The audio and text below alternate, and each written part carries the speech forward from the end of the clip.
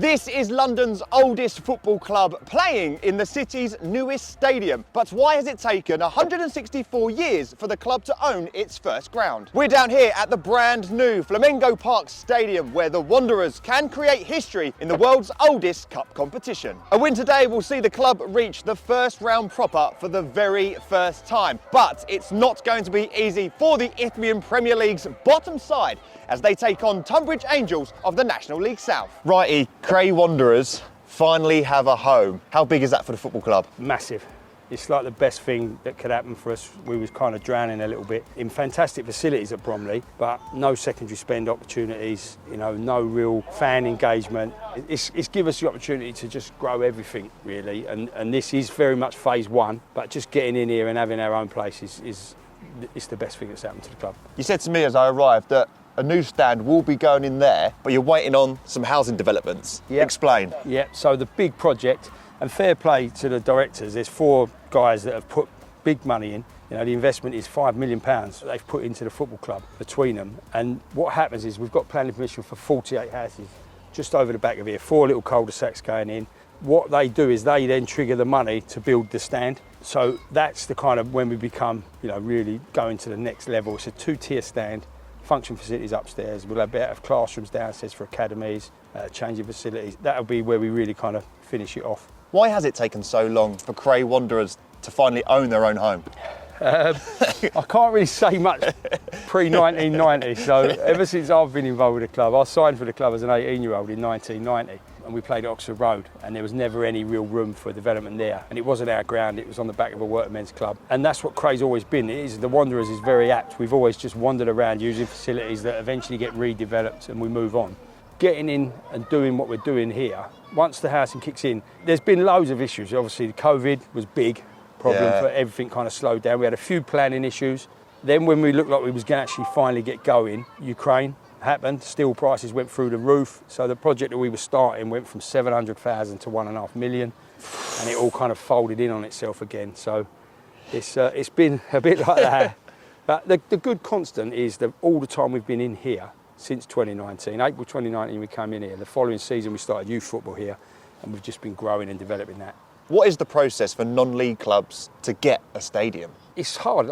Good friends with Andy Answer down at the Dons, and I know he's desperately trying to find a facility. One, you need the space, and then you need the money. There's no doubt about it. It's going to cost you a lot of money. This phase of the project's cost 1.4 million just to get this pitch down, get the surrounding in, the stand up. So you need space and money is the most important part of it. But I think you generally need people to drive it. You need people driving it behind the scenes. And what are the obvious advantages of now having your own home? Today, FA Cup match, you're expecting a huge gate, probably a record attendance. Yeah, we're hoping for about between 15 and 1,600 today. We'll have a lot of, you can see in the background over there, a lot of the youth teams. You've got the guys are coming out to do some coaching with them on the pitch, so we have good engagement from those.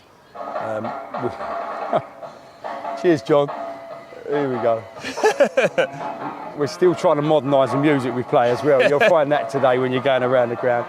Most importantly, this is, for me, I've been saying it all week, this is potentially a £100,000 game. Get a good draw, go on the telly. It's big money for a club like us. That's massive. And what kind of facilities have you got here? Talk me through the pitch. So we've got the latest 3G that's out there. So big shout out to Velocity, who do a lot of the pitches in our local area. They've put us down a really good surface. We've got terracing all around. Behind the goal, we've got quite a unique fan zone type of area, which has been created, which ties into the old pavilion. How long's that pavilion been here? That pavilion's been here since this place has been here, from the 20s or 30s. So we've got our very own clock end. So Arsenal eat your heart out. We've got our own clock end over there. And how many pitches have you got out the back for the youth team? So over there we've got 2 full size, 9 aside, 7 aside, and 2 5-a-sides. How important is it that you stay in the Isthmian Premier League? Because as of today, the table doesn't look great, sitting at the bottom of it. Does that have any effect on what goes on off the pitch? Yeah, it wouldn't be good. It really wouldn't, because every level of football is so competitive now. That league below, there's 4 or 5 teams putting big money at it, really having a go. So you're never guaranteed to bounce straight back. So the last thing we want to do is drop out of the Isthmian Premier League this season, especially first season in the new facilities. Talk to me about these home changing rooms. Should we go and have a look? Yeah, let's go and have a look. So basically that building had 10 very basic what I would call municipal council type changing room. We knocked 3 of them through to create a home, and then the other 3, the other side of the corridor, we knocked through to create officials' rooms and be league compliant. They've come out really good, to be honest with you. They really come out impressively. This little bit of 3G was meant to be for a stage. The kids love it. It's like their new football pitch. It's an absolute nightmare at times because we have to try and stop them during the game because otherwise the ball keeps flying on the pitch. What kind of music are they going to be playing in the home changing room? A bit better than that out there. Righty was right. The music was better in the changing room, but only just. As he greeted the squad, I took a sneak peek of the values and tactics of the Wanderers and checked out their bright yellow kit. Before making our way into the physio room to watch someone get a massage. Then over there we've got officials away, changing room over there. Oh, left and right. So I'm just poking my head in here, just making sure everything's running smoothly. Keep well? Yeah, very good, thank you. Nice facilities. Lovely, yeah, absolutely. Nice to come somewhere new and see how good it is. So, yeah. Do you know what? Everyone forgets about that. I don't know if you... But that's the bell. That's the bell. Yeah, you've got the bell. I like that. It's really, I can't help but push it every time I come. What's that? Today, if you want to come in and push it. Yeah, thank you. Yeah. Cheers, guys. So what you got down here then? So away change room there is a little bit more basic than at home. Do you know what? I wish that was as good as that because I want people to go in there and think, oh, I love this facility, I want to play here. This is what our change rooms did look like. Oh, wow. So, get in here. Basically, this is what the youth teams will come in. We've got a vets team that plays on a Saturday out here. Right. They'll change in here. So this is basically what it was. It was like... So that's come on leaps and bounds, We actually made this bigger. We took that wall out for the SC Dons. Because they started playing here when we very first opened in 2019. Right. And so we actually shut it back down to create 2 change rooms again. But was this what it was like when you were here? yeah, exactly the same. There was 10 of these. In fact, our kitchen was the bath. So we had to knock a bathtub out. The kitchen's been put in there. We've put 4 little showers in here for these outdoor change rooms, which are pretty great. That's just basic showers, isn't it? Just basic showers. So the lads that play in there, they have to come across and, you know, it's a solid old building. We've got a boxing gym in the basement as well that we've converted in there. My salubrious office was the cloakroom of the lap dancing club because when we took it over it was a lap dancing club. That was the cloakroom, that's now my office. So this is the timeline. So from October of last year, it's been a real working process. Yeah. And what's upstairs? So upstairs, we've got the bar. Oh, we do a lot of functions as well. Yeah. This is what used to be the lap dancing club. The pit and the I wondered wall. why it was a bit sticky on the floor. Brag that. Look, we've even got this. Look at that. Hospitality. For location football. Top man. This is the main pitch, and then we've got a 9-a-side runs up the back. We've almost got a training ground Yeah. that's ready for a couple of steps up. National League South, National League. Everyone at the club wants to go up. We want to be going in one direction, and I don't think we're expecting miracles. A lot of the money's been committed into doing the project, but I think in the next 3 to 5 years, we'd like to be thinking we can push for promotion to National South. And as you say, we should have academy football being played out here. Sunday mornings here, when you walk out here and it's wall-to-wall Cray Wanderers shirts, that's what makes you feel glad about what you're doing, the project you're doing, if you know what I mean. Yeah. This is a normal day, by the way. Normal day as the CEO of Cray Wanderers. Right. Do you feel the pressure being a CEO? Do you know what? I felt the pressure. In COVID, we was in a bit of trouble. Like, we was having to tap into grants and, imagine being the person in charge of London's oldest football club and it goes under. I sometimes feel the weight of that. You could ask 100 people in London who know football, who's London's oldest football club. They're not going to say Cray Wanderers, but they should. For me, anyone who knows football in London, they should know that. We had that up at Sheffield FC with the world's oldest football club. Yeah, I think you're like second. Amazing. They're amazing. Behind them. We used to argue about second between us and Hallam behind Sheffield. And I think we decided no one cares about who comes second. Can we be number 1 in London? Yeah. So that's where that came from. We played them in pre-season. They're a good group of lads. London's oldest football club, playing in the city's newest stadium, competing in the world's oldest cup competition. Got a lovely ring to it. It's got a lovely sound to it, Got a hasn't it? lovely ring to it, yeah. Neil, 4th qualifying round of the FA Cup. They don't get much bigger than this for Cray Wanderers. No, it's fantastic. I think they've been here. This is the 3rd time. I think the last 2 were away from home, so it's the first time we've been here at this stage in the FA Cup. We've been 1 away from, first round proper. And I can see the owner up there just looking over, thinking how proud he must be to have this ground and to have this occasion against a local team in Tunbridge Angels who are very good, and the manager of Tunbridge was a teammate of mine at Gillingham. So, it's familiar faces. What would it mean to to get one over on him? Oh, it'd be massive. I just said I'm your mate now, but as soon as it goes 3 o'clock, all I want to do is beat you, and then hopefully have a pint afterwards. But yeah, no, it'd be a massive achievement. You know, they're doing so well in the league. We're not having the best of starts at the moment, so we're going to have to be really on it, and hopefully, you know, a couple of theirs aren't. Do you feel any pressure being the manager of London's oldest football club? No, I think it's massive. You know, when you come here, and you know they're called the Wanderers. They've never had a home, and in all those years, they've now got one. They've got the youth set up, so they've got 40 odd teams now, boys and girls, women's team, men's team. It's a brilliant project, it's a brilliant occasion, and hopefully we can do them proud. Do these facilities help you with attracting players? It does, you know, in the summer, normally in the summer you're going to coffee houses and you know, because you haven't got anywhere to train or play, we can bring them here and we can show them the plans for the future.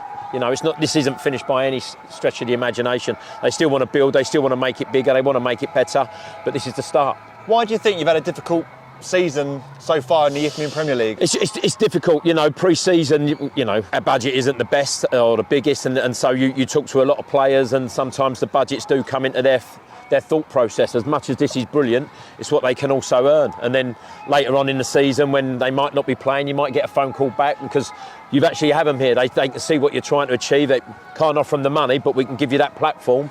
You know, the amount of clubs that we've got around us, if you want to have a go, we'll give you the ground to go and do it in. So it's been difficult. The team's been swapping and changing. We had a few injuries early on as well, but hopefully the bit of consistency now, you know, I think we've lost twice in 9 games, so we're getting there. We're getting there. What kind of players do you like to have in your team? You need hard-working players. You need hard-working players and players that want to play for each other, not just about themselves, and some that can cover 2 or 3 positions. Because, you know, if you have got a small squad, if you've got an injury, I haven't got the luxury of bringing in from 24 players. They've got to be able to adapt and play in someone else's position. One luxury Neil can call upon is Pakistan international Imran Kayani. Imran, what's it like to be a non-league footballer, but also a senior international? Yeah, it's an honour. Like, to represent your country's always been a dream of mine. So to get the call up last season was, a really big thing for me. So I'm really happy. How did it come about? I was just doing well at domestic level. I heard online there was a bit of interest, but just kept my head down. And then I was actually at university. I got a call from the gaffer, and just literally flew out in the next couple of days. It was surreal. We had the World Cup qualifiers. I remember coming on to make my debut against Saudi Arabia, who would beat Argentina. So really good experience. And as I was coming on, there was Mancini on my left, the eye on my, it was crazy. But really good experience and gave me confidence that, I can play at the higher levels and just want to get my head down and keep working hard. Are there a lot of players in the Pakistan national team that come from non-league? Yeah, I was only one of a few. There's a few that played League 2, League 1, couple like in Denmark, playing top divisions there, Azerbaijan. One of the teammates actually, he's in the Europa Conference for a team over there. So some really good players coming from overseas. And you hold your own? Yeah, 100%. I'm a very confident player. And like I said, I was having a good season last year to get the call up, and I feel like when I got there, just raised my game. And like I said, it was something that I've really worked towards as a young kid. So really thankful. What kind of player are you? I've seen you bent a few in the top corner with your left foot. Yeah, so I like to play on the right, cut in and shoot. I say I'm a direct winger, quite pacey, and loves to score goals. Where are you at with the national team now? So our next camp will be in March. We've got the Asia Cup qualifiers, so we're just waiting to see who we get in our group. So I'm really looking forward to that. Hopefully get the call up again. Why do you think so many non-league players are now getting the call up to international football? I've seen, Sam Cox has got a load of players playing for Guyana. Spider at Bishop Stortford's been called up to St Lucia. I think it's a testament to non-league, like National League South, this level, they're all getting really, really competitive. And I think you've seen so many transfers as well from this level, like making the jump to Championship and Premier League. So I think, it's just testament to non-league, and that if you keep working hard and you're seen by the right people, you can really get the opportunity. I mean, if you get into the hat for the next round, who'd you fancy? Oh, see, I've got a lot of local teams. I'd love a Gillingham. I played for Gillingham. They were a fantastic club for me. But anybody at home that brings in the biggest crowd, even the South End in the National League, they're getting 4,000 or 5,000 supporters. So anyone that could come and help, finance the budget for us. And how big is the FA Cup to non-league teams? Oh, it's massive. It's massive, not just because of the occasion. I think we're hoping for over 1,000 supporters here. It's going to be, a record gate for them in an FA Cup. But it's also the money. It does generate money, but it also generates a publicity. The local teams and the local, houses and children know that there's a football club here. And if you can't get to a Premier League, League 1, League 2 side, come and watch Cray Wanderers. This fixture caught the eye of a content creator who is brilliant at showcasing what football clubs at many different levels have to offer on a match day. Carl, what brings you to Cray Wanderers? A lot of things really. We're trying to cover every round of the FA Cup. I think we've done 6 fixtures so far. Yeah, look, it's the oldest team in London. I think you said this earlier, the newest ground and the oldest club competition. So yeah, it should be a good game. And you reached out to the club because they didn't actually have a hospitality package available, and they've created one for you and also sold 2 tickets. They have, and I appreciate the club massively for doing this. Obviously, we've got a bit of a following, and there's probably a bit of nerves coming in to count our side, saying, can we come along for hospitality, especially if you don't sell it. Credit to Sam and the guys for putting it on. We bought 2 tickets, and I think they might even have sold 2 other tickets on the back of us putting this package together. So lo and behold, it's probably worth them doing it now. But yeah, looking forward to it. Talk us through your journey in the beginning. We spoke in the strip club. Yeah, we did. Funnily enough, you were at Chelsea, hospitality, and then poof. Yeah, it just completely blew up. No, I think so. I'm a football fan first and foremost, and it was after. I'll give you the short version. I need to write a book on this, genuinely. But no, I went along to a Chelsea game as a fan, bought a ticket, didn't realise it was hospitality when I bought it. And I just thought, this is quite interesting. I thought it was a £50 ticket, I think. Unlimited food, unlimited drink. And as a fan, I thought this is just a different way to experience football. And thought, look, fans would like to see it. Must be something in this for clubs as well in terms of getting a bit of publicity. Made a video and it got 1.5 million views, the first video. And then invites on the back of that. And it's grown to what it is now. So very much sort of riding the wave. You know, living the dream, all the cliches, but it's a pretty good ride. Is there one place that you'd love to go to that you haven't been to yet? That's a very good question. There's a few on there. I think, we're branching outside of just football now, but we've done a lot of the bigger things. I think maybe looking at Barcelona's new stadium when it launches in September or whatever it is next year, Real Madrid's. But no, we've done a lot of the biggest teams in the UK. We've done sort of your Etihad, your Emirates, Anfield, Stamford Bridge, Old Trafford. So yeah, I think we'll take what we can get. We'll go wherever the invites are. That's where we'll go. What is it you look for in a non-league hospitality package? It's a good question. That I think. It's probably value at this level, because I think, you go to Premier League teams and Championship, EFL teams, and you're looking at maybe a few £100 for a ticket. You can come to a non-league, especially FA Cup, which tends to be a bit cheaper. You might be able to get a ticket for 30, 40 quid. Player access is something that you don't get further up, so, getting to wave the players coming on, getting an inclusive drink, just good atmosphere as well, real people, get to chat to, club owners and directors and managers and players. So, yeah, it's a good day out, really enjoy doing it. Hopefully what we do is beneficial to the club as well. What is it you like about non-league? In a sentence, it's just, I don't like using the phrase real football, but I think people appreciate that. They probably know what I mean when I say that. It's different to sort of your top tier football. I think, it means more the money that's involved at this level of football and playing in an FA Cup tie. It can sustain a club this size for maybe a season, a couple of seasons, depending on how far they get. So it just means more, and I think it's just something a bit different. And you feel like you're giving back to the community. What are you expecting from the FA Cup on the pitch today? Well, I've been told it should be close, and the predictions have been 2-1 so far. Everyone I've spoken to. So look, I think if there's goals, great. Our videos don't focus on the match, but I will be on a personal level. I think we're at Cray, so hopefully Cray can get the win. But yeah, hopefully it's a good game. It was a great game in front of a packed 1,222 supporters. Both teams had their chances in the opening stages as the rain lashed down on the artificial surface.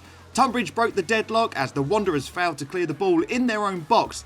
The finish was a delightful half volley that skidded off the surface. Imran played this fantastic through ball, but the Tunbridge defender channeled his inner William Saliba and made an incredible block. In the final 10 minutes, it was all Wanderers. They had so many chances, with this being the best. The ball cleared off the line and the follow-up went over. A fantastic FA Cup tie with Tunbridge Angels taking on Harbour Town in the first round proper.